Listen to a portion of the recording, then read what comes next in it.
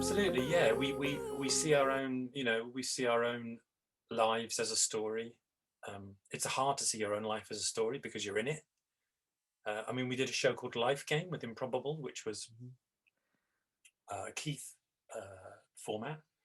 And in that, you bring someone on stage and you interview them about their life. Very simple questions about their life. Tell me about your father. Tell me about your mother. What's the first thing you remember? Tell me about your first day at school or whatever. And then as they answer, you have people on the other side of the stage who are improvisers.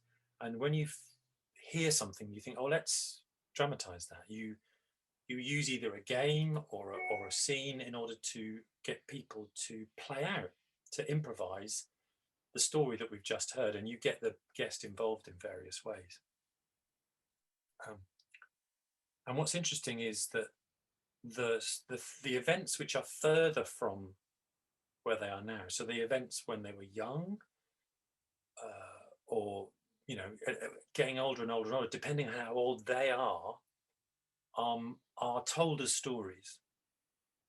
Whereas if you talk about them, about events which are much closer to where they are now in terms of time, or events that are happening to them now, they haven't quite turned those things into stories yet, and they're much harder for those people to talk about and much harder to dramatize or to improvise. So early on, we had a kind of rule. We said no one under 30 because there's not enough gap. Too hard. Yeah. They're still in it. They're talking about their teenage years, and if they're 26, they're kind of still in it.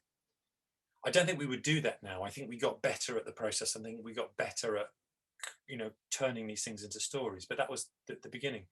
So I think we do that to ourselves, but we certainly do it with other people. I mean, we can see it happening when someone dies, whether that's someone we know or a famous person. At the moment of their death, it's a story. It becomes a story.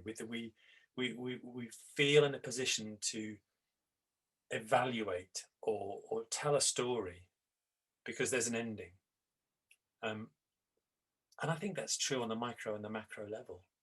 So anything that helps us to understand stories, and I think with improvisation, what's interesting is that you're not thinking about the story and then writing it down or organizing it. You have to understand what it feels like. So I'm in this scene or I'm in this show.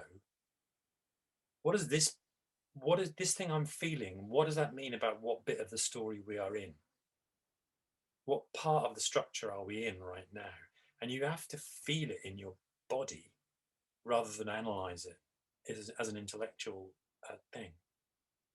And I think there's something really valuable in that. I'm not quite sure what it is entirely yet, but I think there has to be something really valuable about that ability or that facility or that opportunity. Thinking. If you appreciate the show, please like and subscribe, as it helps others find the podcast.